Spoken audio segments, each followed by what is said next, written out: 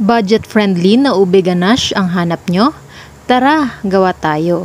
Kailangan lang natin ng 1 cup evaporated milk, 1 tablespoon oil, 1 tablespoon ubi flavoring, and a drop of vanilla extract. Maglagay rin tayo ng 3 tablespoon all-purpose flour, 2 tablespoon brown sugar, and 1/8 teaspoon salt to taste.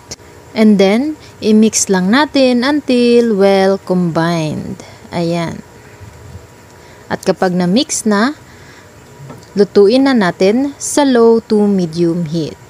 Paalala lang pala ha, dapat patuloy lang tayo sa paghahalo para hindi dumikit ang ating mixture sa ating pan. At kapag ganito na ang kanyang consistency, hanguin na natin. At pwede na natin gamiting ube ganache sa ating cakes and ube sauce sa ating mini donuts and other recipes. Enjoy!